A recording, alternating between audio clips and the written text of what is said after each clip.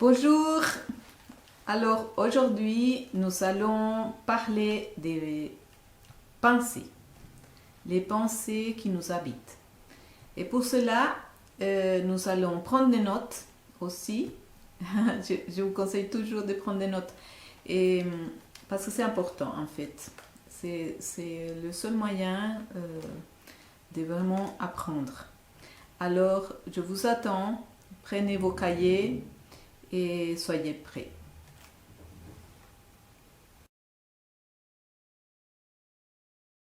Alors, aujourd'hui, notre parole ou le fondement de l'étude d'aujourd'hui est dans Philippiens 4, 8 et 9. Il dit ceci: Au reste, frères, que tout ce qui est vrai, tout ce qui est honorable, tout ce qui est juste, tout ce qui est pur, tout ce qui est aimable, tout ce qui mérite l'approbation, ce qui est vertueux et digne de louange, soit l'objet de vos pensées. Ce que vous avez appris, reçu et entendu de moi, et ce que vous avez vu en moi, pratiquez-le. Et le Dieu de paix sera avec vous. Quelle merveilleuse promesse! Si nous faisons cela, le Dieu de paix sera avec nous. Donc ici, Paul nous dit, premièrement, que nous avons la possibilité de penser bien. Qu'aujourd'hui, nous pouvons changer des manières de penser. La deuxième chose, c'est qu'il nous dit que nos pensées doivent être bonnes. Il nous dit qu'elles doivent être vraies. Et pour que nos pensées soient vraies, elles doivent avoir comme base la vérité, n'est-ce pas? Et la vérité se trouve où? Dans la Bible. Donc, que nos pensées soient honorables, que nos pensées soient justes, c'est-à-dire selon le droit de Dieu, selon la justice de Dieu, et pures et aimables, et tout cela, nous le trouvons dans la parole de Dieu. Donc, cela veut dire aussi une chose. Premièrement, nous avons le pouvoir de changer des manières de penser. Deuxième chose, nous avons besoin de prendre conscience de la manière comment nous pensons. Quelles sont ces pensées qui nous habitent? Et pour cela, nous avons besoin du Saint-Esprit.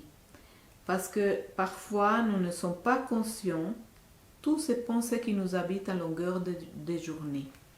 Parce que nos pensées, en fait, elles produisent une manière de parler.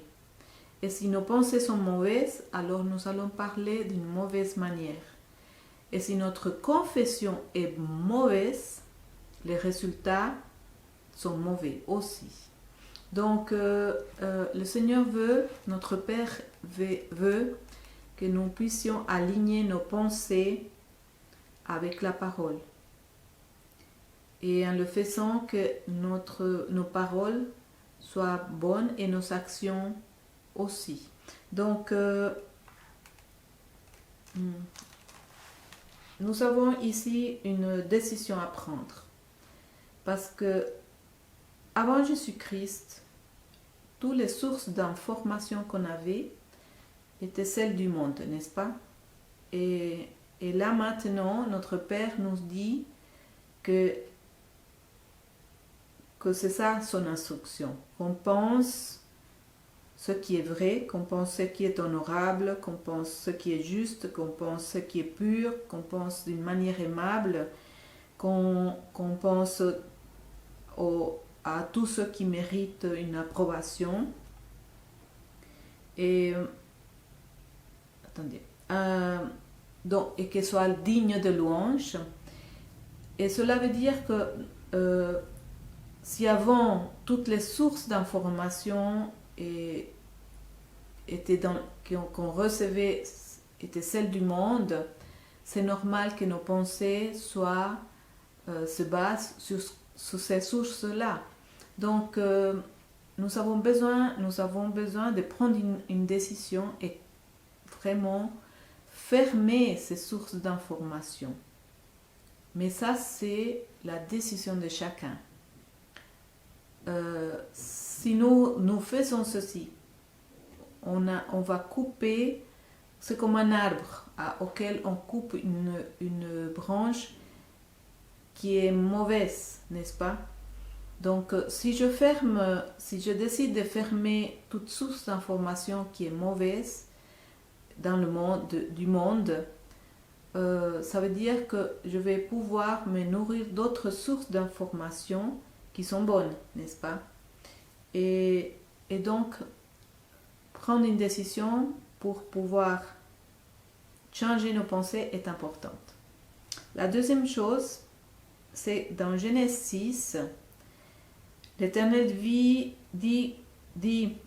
il vit que la méchanceté de l'homme était grande sur la terre et que toute l'imagination des pensées de son cœur n'était que méchanceté en tout temps.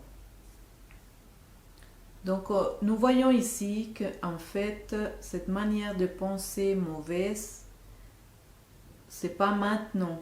Ça vient depuis le commencement, depuis qu'Adam et Ève ont désobéi. C'est cette corruption qui est venue aussi dans le monde et qui a atteint notre pensée. Donc, nous n'avons pas à nous culpabiliser parce que nous pensons mal. Nous avons juste besoin de comprendre que avant nos pensées étaient mauvaises, mais maintenant, avec le Saint-Esprit, j'ai le pouvoir de changer mes pensées et de changer de manière de parler et changer de manière de faire les choses. Donc cela veut dire qu'on aura des résultats différents. Et c'est ce que nous désirons, n'est-ce pas? En plus, si nous regardons dans Romains 12, Paul nous dit ceci. Il dit, ne vous conformez pas au siècle présent, mais soyez transformés par le renouvellement de l'intelligence, afin que vous discerniez quelle est la volonté de Dieu, bonne, agréable et parfaite. Voyez ici, il y a 3 paroles, bonne, agréable et parfaite. Aucune de ces paroles est mauvaise. C'est tout bon. Alors, c'est comme la promesse, non? Que non seulement la paix, comme il disait dans Philippiens 4, et le Dieu de paix sera avec nous, mais là aussi, il nous dit, et si vous changez de manière de penser et vous alignez vos pensées à ce qui est honorable, à ce qui est juste, à ce qui est vrai, ce qui est pur, alors vous allez pouvoir connaître la volonté de notre Père Céleste, qui est bonne, agréable et parfaite. Donc, il y a une chose que nous avons besoin de voir, c'est que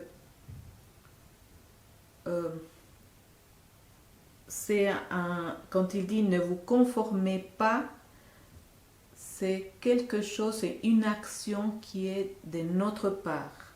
C'est pas Dieu qui nous fait conformer, n'est-ce pas? Ce n'est pas Dieu qui nous fait changer, c'est nous qui décidons de ne plus nous conformer au siècle présent, de ne plus nous conformer aux rudiments du monde, de ne plus nous conformer à ces sources d'informations négatives et mauvaises, comme nous voyons dans les médias parfois, ou souvent. Alors, cela veut dire que, donc, il y a, premièrement, le fait de prendre conscience de la manière comment je pense à longueur de journée, comment je pense à propos de moi et à propos des autres. Toutes ces pensées sont importantes. Et pour ça, c'est important de prier et de demander au Saint-Esprit de nous rendre conscients. Parce que lui, il peut le faire. et il le veut, le Saint-Esprit est là pour nous aider et aussi pour nous instruire et nous enseigner dans les mystères du royaume, mais aussi dans la manière de nous révéler qui nous sommes en Christ et comment nous pensons, comment nous devons parler, comment nous devons agir.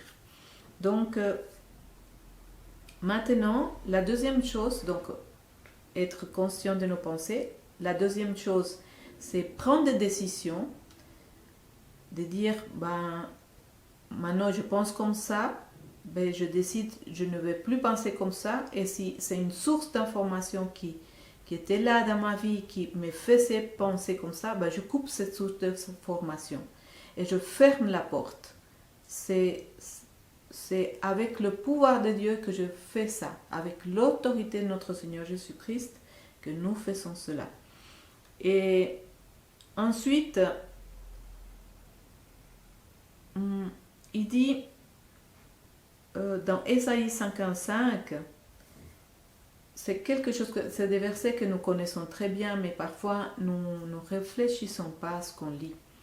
Alors il dit, Ésaïe 55, il dit que les méchants abandonnent sa voie et l'homme d'iniquité ses pensées, qu'il retourne à l'Éternel, qui aura pitié de lui,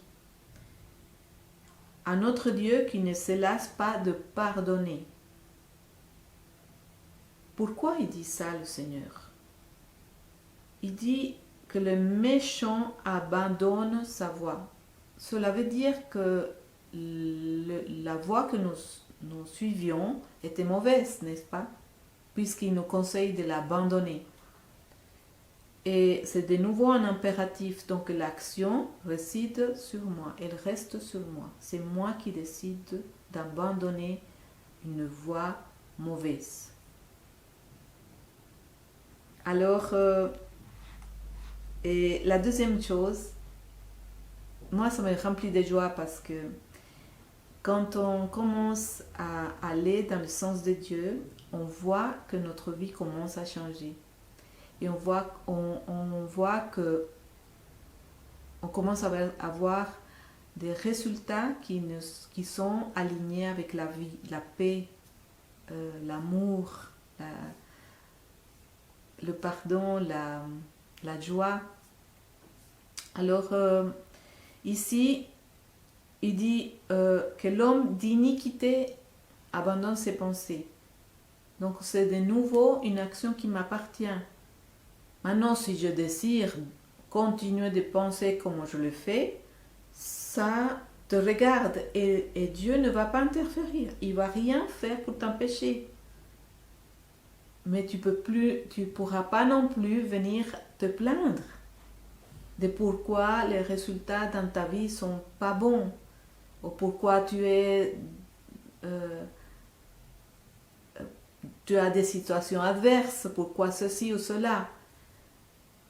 Parce que Dieu est vrai. Dieu est vrai. Donc, il nous conseille. Il dit, mon conseil pour vous, si vous êtes une mauvaise voie, si vous avez des pensées d'iniquité, mon conseil pour vous, toujours Ésaïe 55, c'est retourne à moi. Et moi, j'aurai pitié de toi. C'est une promesse. Si je retourne à lui, il a pitié de moi. Et ensuite, il dit qu'il ne se lasse pas de pardonner. Pourquoi il ne se lasse pas de pardonner? Parce que, en fait, il y a beaucoup de choses qu'il doit nous pardonner quand on a été dans une mauvaise voie. Et pour ça, ça veut dire que s'il a besoin de nous pardonner, nous avons besoin de nous repentir de la mauvaise voie et de la mauvaise pensée aussi. Donc il y a un engagement en nous pour demander pardon à Dieu et nous repentir et décider de ne pas continuer à penser comme on pensait auparavant.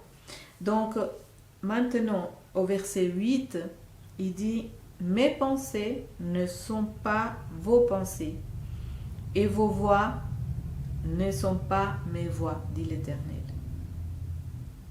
Donc, ce verset ne me dit pas à moi, vous allez toujours penser d'une manière inique, injuste, vous allez toujours marcher dans des voies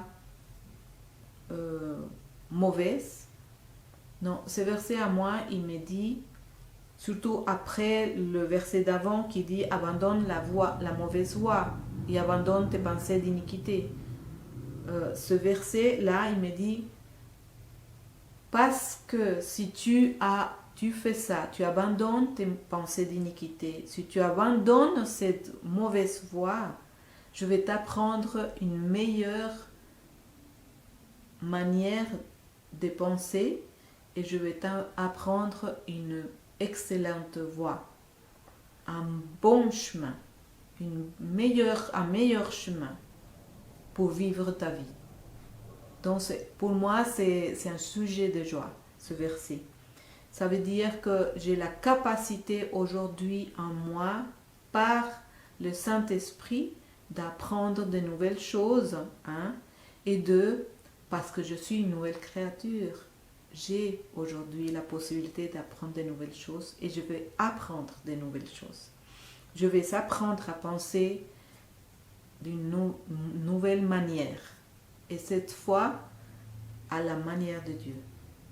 Alignée à la pensée de Dieu. Parce que je suis sa fille. Parce que toi, tu es son fils. Parce que toi, tu es sa fille. Tu peux aussi le faire. Aujourd'hui, ça peut être ce jour où tu décides de penser, d'abandonner tes pensées d'iniquité et d'abandonner tes mauvaises voies. Aujourd'hui. Et le Seigneur dit, j'aurai pitié de toi. Et je vais t'apprendre des nouvelles choses. Je vais te montrer des excellents chemins pour vivre ta vie. Alors, dans le verset 2 Corinthiens 4, Paul dit ceci, dit, et comme nous avons le même esprit de foi qui est exprimé dans cette parole de l'Écriture, il dit, j'ai cru, c'est pourquoi j'ai parlé. Nous aussi, nous croyons et c'est pour cela que nous parlons. Donc ici, il nous parle des croyances. Alors il est en train de nous dire que comme nous croyons, nous allons parler. Nos pensées peuvent nous révéler quelle est la croyance que nous avons. Et si notre croyance est mauvaise, nos pensées sont mauvaises. Et nos voix aussi. Vous voyez, la relation, tout est vraiment dans une logique. Et ici, il nous dit que nous pouvons, par l'esprit, si nous alignons nos pensées aux pensées de Dieu, selon la parole et selon ce que le Saint-Esprit nous témoigne et nous dit, alors nos croyances vont changer, mais aussi de cette façon comme nous croyons, nous allons parler. Et notre confession est puissante.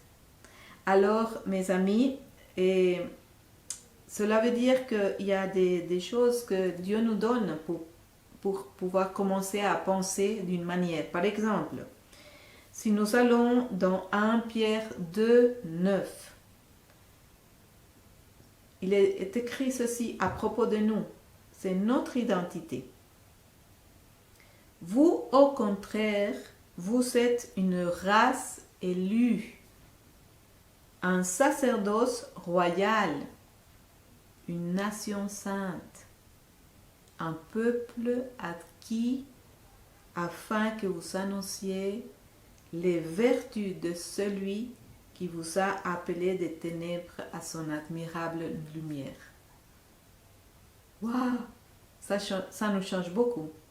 Si je commence à dire, mais alors, voyez, selon la vérité, je change mes mauvaises pensées selon la vérité. La vérité, c'est ceci, qu'aujourd'hui, je suis une race élue. J'ai été choisie. J'ai un sacerdoce royal qui vient du règne. Pourquoi? Parce que je suis aujourd'hui assise à la droite de Dieu le Père, dans le trône.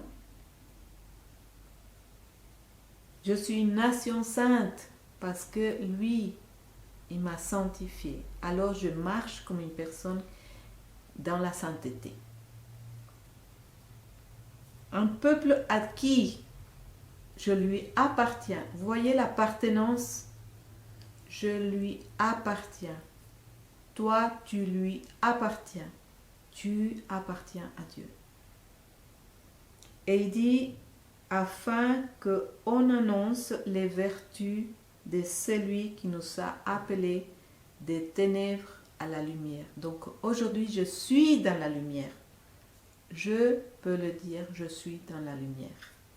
Et tout cela va influencer ma vie complètement. Cela va influencer ma manière de me comporter, de penser, de croire, d'agir.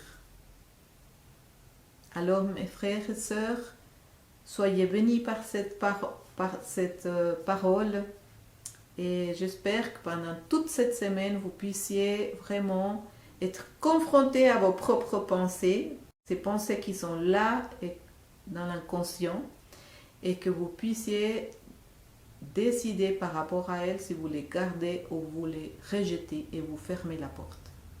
Alors soyez bénis. Nous sommes bénis de Dieu.